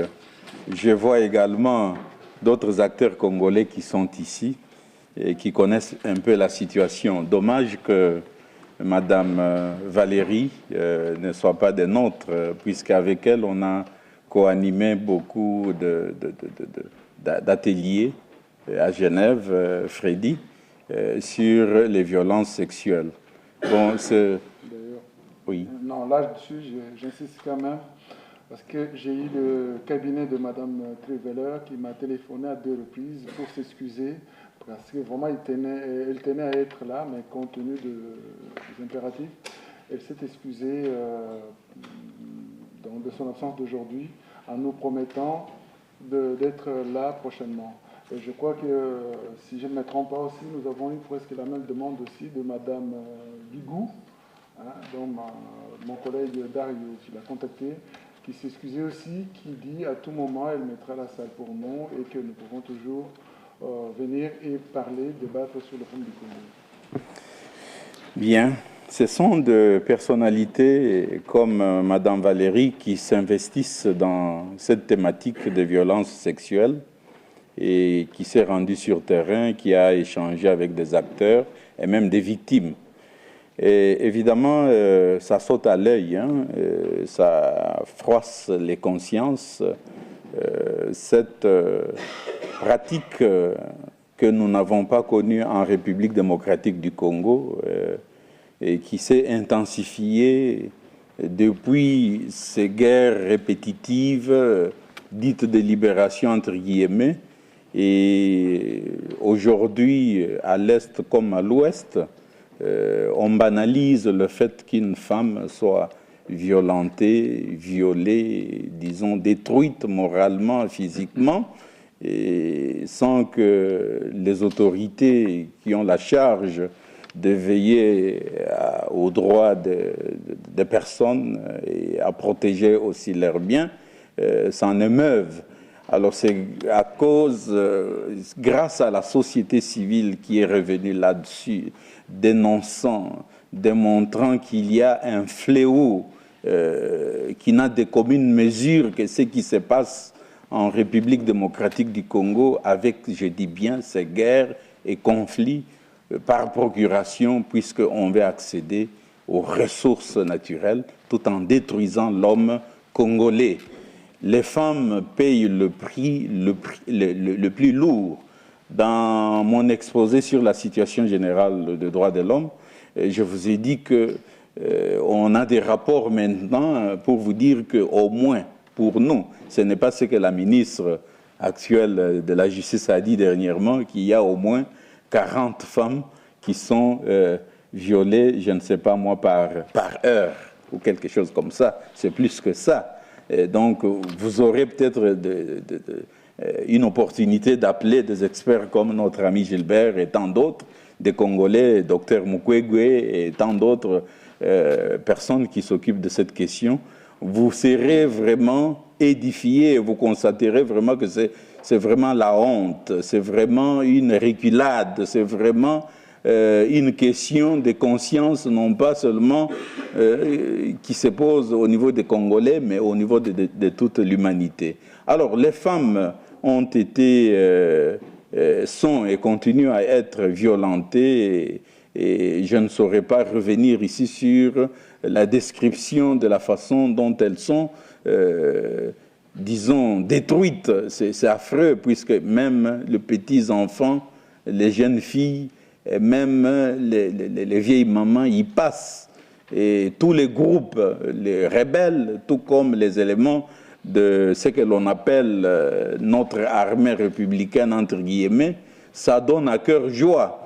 Et avec toutes ces réactions et tous ces programmes qui ont été mis en place pour enrayer ce fléau-là, le résultat est tel que le mal continue à sévir et puis l'impunité persiste. Et il y a des gens à Kinshasa qui ont violé, qui sont dans l'armée, qui sont dans les institutions, quand bien même on a des données qui démontrent qu'ils sont à la base de ce fléau-là, ces personnes-là, cela coule tranquillement et gèrent même des pans entiers des institutions, etc. Voilà pourquoi Sur cette question, les organisations de la société civile, surtout les organisations de défense des droits de l'homme, les associations féminines, ont mis des programmes en marche, un plaidoyer très fort en place au niveau extérieur, avec cette synergie qui s'était établie, cette plage, si vous voulez, de collaboration. Il y a eu quand même des personnalités qui aujourd'hui dénoncent avec nous ces fléaux-là. Et je pense que la destruction qui a été faite, qui est faite même jusqu'aujourd'hui, dépassera vraiment l'entendement lorsqu'on va dévoiler les chiffres des femmes violées, actuellement dépassera l'entendement des communs des mortels. Voilà pourquoi aujourd'hui, avec les CEFOC, bienvenue à CEFOC, je crois qu'il y aura un atelier spécifique qui sera consacré à ces fléaux et voir comment, disons, enrayer ces mal, contribuer à ce qu'on puisse enrayer ces mal. Et voilà, pour nous, les CEFOC devraient être comme ce creuset-là, dans lequel l'expertise est là, les décideurs sont là, ils sortent de ces rencontres-là, de cette plateforme, de ce creuset-là, de rapports qui pourront être utilisés pour le plaidoyer à un niveau beaucoup plus élevé et également contredire beaucoup de faux rapports qui sont élaborés par les diplomates en poste. Je dois vous le dire. Aujourd'hui, nous sommes à Genève, on me dit, écoutez, il y a eu quelques progrès en RDC avec le régime actuel. Nous disons, niet, il n'y a pas eu de progrès. Peut-être sur le plan de la démocratie institutionnelle, mais sur le plan de la démocratie behavioriste, rien du tout, il n'y a pas de volonté politique à aller vers la démocratie, le respect des droits de l'homme, etc. Il n'y a pas de volonté pour punir, en passant par, si vous voulez, les cours et tribunaux, punir ceux qui violent chaque jour les femmes. Voilà pourquoi le CEFOC aujourd'hui doit nous permettre d'appeler même tous ces diplomates en poste, puisque je constate que ces diplomates, lorsqu'ils s'acoquinent avec les autorités politiques, dans ce qu'ils rendent, s'il vous plaît, je n'ai pas ma langue de bois, je suis défenseur des droits de l'homme, dans ce qu'ils rendent à leurs autorités, à Paris, à Bruxelles, à Washington, souvent, ce sont des rapports qui méritent d'être revus. Mais si, par exemple, votre association peut vraiment apporter sa contribution en y regardant de près, en corrigeant ce qu'il y a à corriger, je crois que vous ferez œuvre utile. Vous aurez alors contribué à ce que ce fléau soit rayé de la carte, puisque c'est possible. Et on a toujours dit que c'est un problème d'hommes, d'accord, mais vous êtes là, vous êtes une illustration. La communauté congolaise a des hommes qui valent et des femmes qui valent vraiment de haute facture. Mais donnons-leur cette occasion-là de mettre en pratique ce qu'ils auront appris ailleurs et au pays. Voilà, madame, ce que je peux dire au sujet des violences sexuelles en RDC. C'est plus à l'Est, mais c'est également une pratique honteuse qui s'est répandue même à l'Ouest. La chose est banalisée et nous avons ficelé des dossiers au niveau de la justice nationale. Ça n'a pas marché et effectivement, puisque les autorités qui sont là banalisent la chose et la relèguent au second rang. Voilà pourquoi, avec nos amis, nous allons peut-être nous porter vers d'autres instances et ensemble avec les CEFOC, on peut faire vraiment du bon travail pour aider à ce que ces fléaux soient rayés de la carte de la RDC. Même mon ami Gilbert, qui vit au quotidien, peut vraiment compléter cet élément que je venais de vous exposer. Merci. Merci, M. Sapou.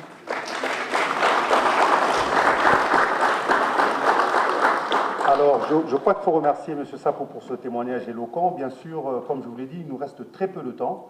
Donc, nous allons peut-être prendre quelques questions. Nous privilégions aussi les témoignages, parce que plutôt que de poser la question éternelle, savoir pourquoi ça ne marche pas, ça on le sait tous, on va essayer de privilégier M. Gilbert, qui vient de la RDC, du Kivu, donc il y a une semaine, nous faire peut-être un témoignage de ce qu'il a vu sur le terrain. Ça nous permettra aussi d'avancer dans la discussion. Et plus de 7 ans que je parcours le nord et le sud Kivu pour scolariser des enfants. Et là, je reviens il y a moins d'une semaine du nord et du sud Kivu, et où, hélas, je me rends compte que la situation s'est franchement détériorée. Voilà.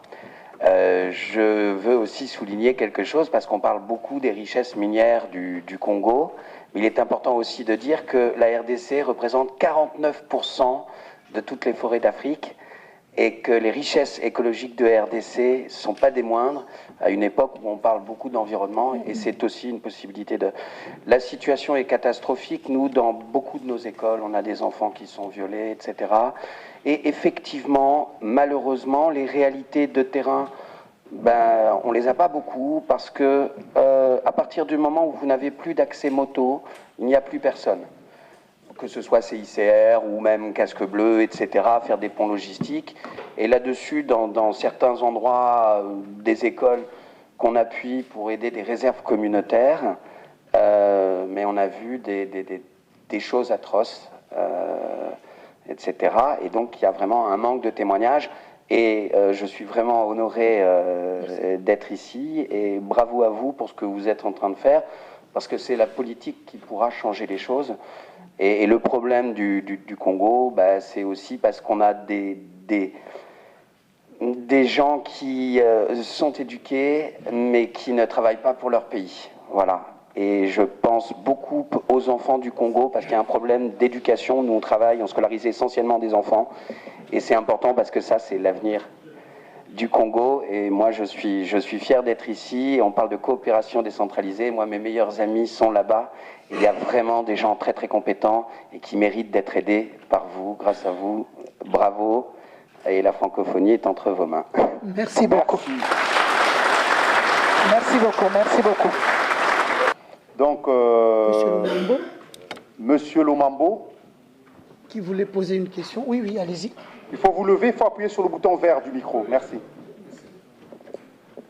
Ma question s'adresse à M. Sapou.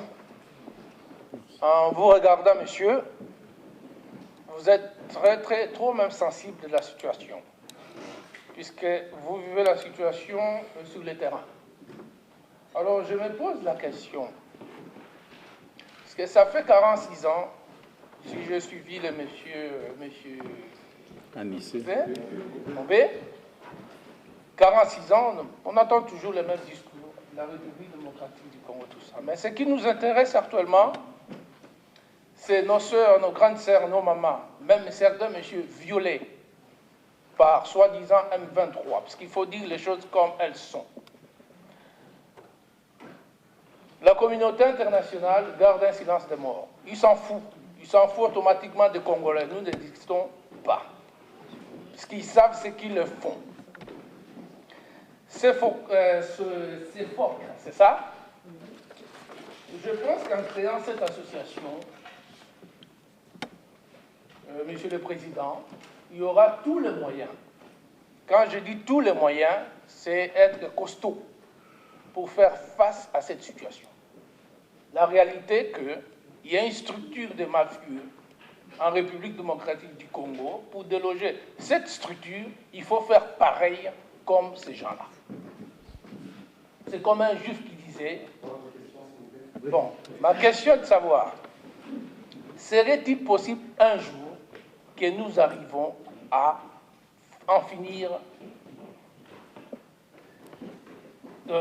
comment dirais-je, de cette situation provoquée par les dirigeants de la République démocratique du Congo? Merci. On va essayer de prendre 3-4 questions et après on répondra directement à toutes les questions. Allô? Bon.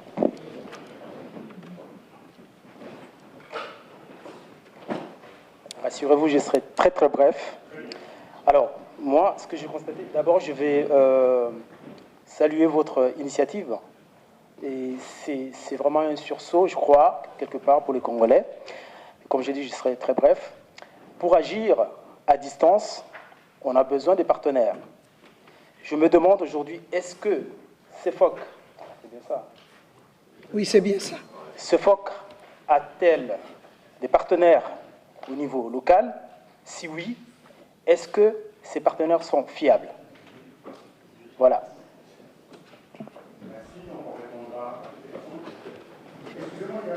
Je voulais juste poser une question par rapport à la coopération décentralisée. Et donc, je voudrais savoir si les élus français d'origine congolaise envisagent de mettre en place des actions, justement, dans le cadre de cette loi. Voilà. Merci pour la parole. Ça va. Je me pose la question de savoir si une femme violée peut avoir même le courage de venir, de sortir comme ça et de dire on m'a violée. Les femmes congolaises qu'on viole, si ce n'est pas en présence des gens, se cachent. Elles ont même honte de dire qu'elles sont violées. Alors, quand une femme est violée, on regarde d'abord comment ça se passe, les viols. Et les viols dont on parle ici, ce n'est pas question d'arrangement. Ce n'est pas un homme qui s'arrange pour un simple plaisir, passer sur une femme. Mais ce sont des viols à répétition. Et ces viols se font par groupe, en public.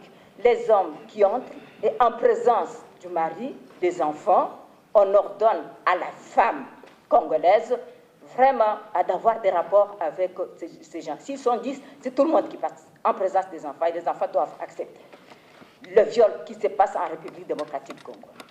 Ce viol se passe et quand on le fait comme ça, on regarde le père qui est là, la fille est 14 ans, 18 ans, c'est qui c'est ta fille?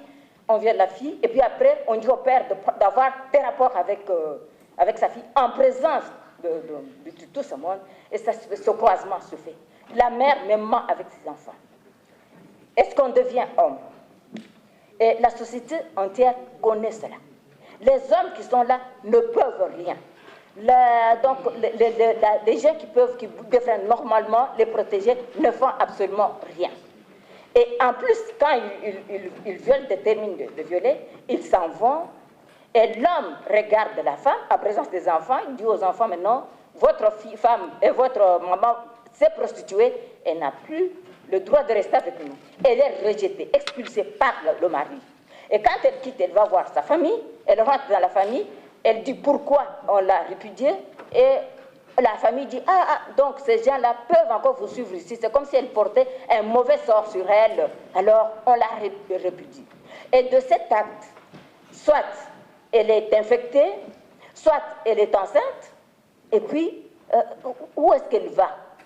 Parce que là, elle n'a même pas de moyens. Quand elle se déplace pour aller au champ, on la viole en côte de route. Personne ne peut vraiment la défendre.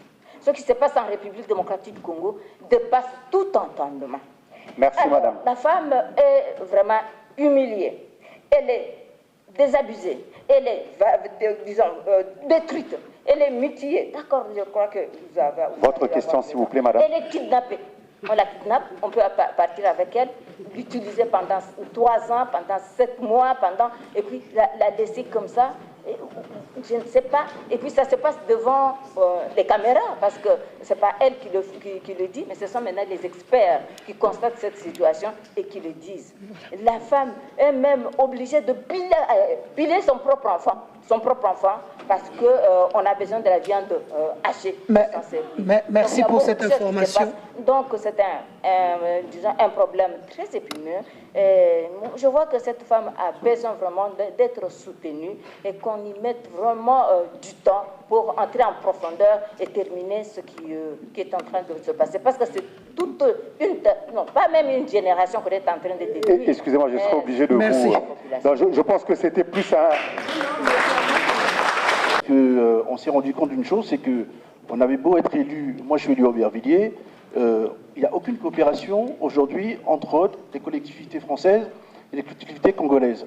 Donc rien du tout. Nous, à Aubervilliers, nous et puis d'autres, on a créé une association, On a incité le maire, on a dit au maire, bon, bah, pourquoi est-ce qu'il n'y aurait pas une coopération avec le Congo, une collectivité du Congo? On est en train d'y travailler, ça va peut-être aboutir.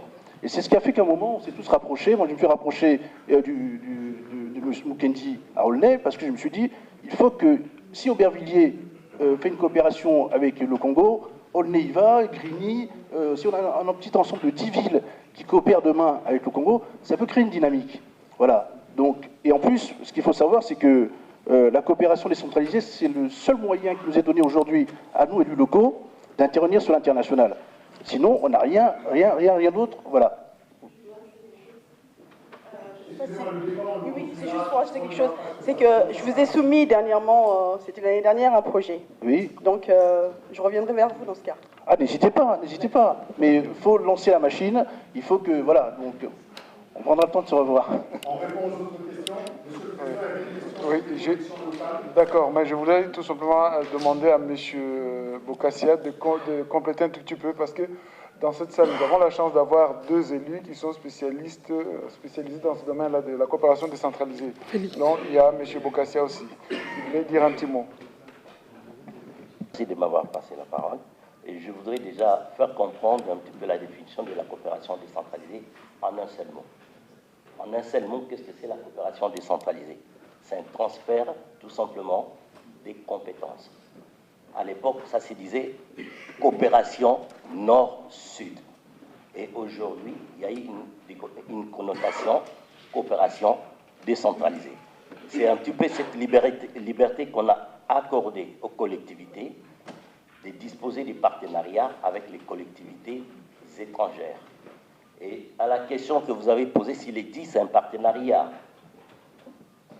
réel avec les Congo-Kinshasa, comme l'a dit mon collègue tout à l'heure, effectivement, ça se compte au bout du doigt. Mais je dirais qu'il n'y en a presque pas. Et nous avons eu l'occasion, une fois comme ça, lors des assises, le forum de la coopération décentralisée, où j'avais plaidé pour que les Congo-Kinshasa puissent s'inscrire dans cette démarche de la coopération décentralisée. Il y a un monsieur qui m'avait répondu, Jacques Toubon, qui fut plutôt secrétaire général du cinquantenaire. Il m'avait répondu, il y avait deux réponses. Il m'avait dit, ce n'est pas possible d'établir une coopération décentralisée au Congo-Kinshasa. Pour une raison. La première, l'insécurité. Deuxième raison, les financements. Et ça, c'est beaucoup d'autorités politiques de la France qui sont attelées à cette situation financière. Vous allez voir, ils vont dire, les cas par exemple, d'établir des coopérations entre les deux pays, on vous dira, la conjoncture est difficile. Et aussi, à l'heure actuelle, je suis fier de moi. Je suis fier de mon groupe et de mon équipe parce que je viens d'obtenir une réponse favorable de l'Académie d'Amiens qui a accepté une coopération entre une des écoles des Château-Thierry, parce que je suis l'élu des Château-Thierry, et l'école Saint-Félix à Montbéliard. Je viens d'obtenir cet avis favorable. Et le jumelage, comme la coopération décentralisée, mesdames et messieurs, c'est comme le mariage. Pour arriver au mariage, il faut déjà se rencontrer. Se rencontrer et par après les fiançailles. Après les fiançailles, il y a un petit peu plein de cérémonies, de rituels. Ça peut prendre un an, comme aussi tout dépend de la volonté politique de la vie. Voilà en un seul mot. Je pouvais aussi... Merci beaucoup. Oui, merci beaucoup. Alors, j'ajouterai un tout petit peu, moi, la difficulté que j'ai rencontrée sur le problème de la coopération décentralisée. La question qui m'a été posée par certains conseillers généraux ou bien par le maire, c'était de dire est-ce que vos élus sont élus ou nommés? Alors, donc la question, elle est là. Parce que, bon, quand on est élu, on vient avec un programme par rapport à quand on est nommé. Et on doit suivre ce que celui qui vous a nommé dit. Bon, voilà, nous avons un peu ces difficultés-là, mais on n'est pas les donneurs de leçons de la démocratie au Congo. Mais alors, pour répondre rapidement, parce que, bon, on a dit des partenaires locaux, enfin, pour l'instant, on vient de naître. Vous assistez à notre sortie. Donc, pour l'instant, on n'a pas encore beaucoup évolué, mais nous espérons évoluer avec le temps, pas dans la précipitation, ça je vous l'assure, parce que je ne suis pas celui qui marche dans la précipitation, mais nous allons et nous procédons avec méthode. Merci. Alors, le débat se fera après, excusez-moi. Si nous sommes tous d'accord, je pense que tout ce qui a été... Vous voyez bien qu'il y a un monsieur qui vient déjà, parce que nous avons bientôt fini, nous devons avoir fini. Donc, les interventions qu'il y a eu sur les femmes violées, ça a été plus du constat que de la question. Donc, nous ne répondrons pas à cette question-là, parce que tout a été dit. Les 2 ou 3 personnes qui voulaient intervenir, notamment notre collègue Bernadette Chungu, je lui passe la parole. Merci beaucoup. Et on vous remercie d'être là, de nous honorer à cette journée de lancement de notre mouvement. Moi, je ne réponds pas, je ne suis pas spécialiste, je suis infirmière de formation, mais je me suis engagée parce que je pense que aujourd'hui, les Congolais, nous sommes les Juifs actuels. C'est comme les Juifs qui étaient éparpillés dans le monde entier et qui sont devenus des citoyens de ces pays à l'époque de Jésus-Christ. Aujourd'hui, c'est nous, c'est les Congolais, et je pense que nous devons tous, là où nous sommes, nous considérer comme chez nous. C'est avec cette idée que je me suis engagé localement en politique à France. Et ce que j'aimerais dire à vous, les amis, les frères qui sont là, il faut repartir de temps en temps au Congo. Pour ceux qui ne retournent pas, retourner de temps en temps, parce que les mots ne valent pas ce qui se passe localement. Moi, j'y étais au mois de mars, j'y étais au mois d'août, mais je peux vous dire que ce qui se passe là-bas, c'est tout simplement impassable. Il n'y a pas de mots pour qualifier ce qui se passe. Nous avons un avantage, nous, parce que nous avons des points de comparaison. Nous comparons la France et là-bas. Les gens qui sont là-bas, la dame, elle a bien dit, ils ne peuvent pas témoigner. Oui, bien sûr, qu'ils pensent que c'est normal. Qu'un homme s'octroie les droits de coucher avec une femme par la force, ça lui demander son avis ou devant tout le monde, parce que c'est comme ça. Et moi, quand j'étais au Congo, je pensais que c'était normal qu'un homme frappe sur sa femme parce qu'il a épousé. Mais nous, maintenant, il y a une question aussi de l'éducation populaire, qu'il faut informer, que ces gens sachent qu'ils ont droit de parler, de porter plainte, de dire non, de porter à la place publique tout ce qui se passe dans le privé. Et je vais dire, répondre à quelques mots, à quelques questions qui étaient posées. Oui, les élus locaux, nous, on n'a pas vocation à donner des leçons aux autorités congolaises parce que nous sommes des élus français.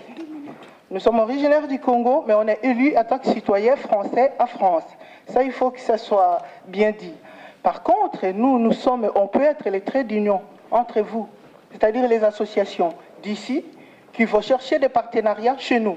Nous, ce qu'on peut faire, c'est pousser les portes, parce que nous, on connaît les portes. Voilà. On peut pousser les portes pour vous mettre en relation avec les gens qui peuvent aider. La coopération décentralisée, ça se dit décentralisé, c'est pas centralisé. Une commune qui fait un jumelage avec une autre commune, une association qui va travailler avec une association locale, parce que c'est décentralisé. Il n'y a pas un centre où on traite tous les problèmes du Congo. Non, ça n'existe pas encore.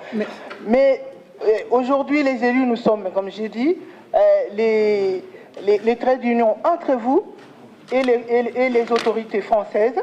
Et vous devez être les traits d'union entre nous et les Congolais. Voilà. C'est ce que j'avais à vous dire. Voilà. Je vais prendre une dernière question de madame. Juste une dernière question. Je sais que... Voilà, une dernière question. S'il vous plaît, une dernière. Madame. Oui, s'il vous plaît, une dernière. Une dernière question, mais la réponse... Oui, que c'est une énième association qui se crée. Mais je voudrais vous poser une question à vous tous. C'est que je ne dois pas laisser l'être morte. Nous avons dépassé ce stade. Depuis 30 ans que je m'occupe du Congo, de l'ex-Zaïre. Je commence à en avoir assez de tous ces palabres. Maintenant, nous allons passer à un stade supérieur. On le souhaite tous. Parce que madame, nous sommes pris par le temps. Il faut que nous allions. De guerre. Et dorénavant, nous avons décidé le 21 décembre prochain de bloquer le zénith, que la police française soit armée ou pas, nous allons empêcher les musiciens de continuer leur œuvre de déstabilisation. Merci beaucoup, merci beaucoup. Voilà.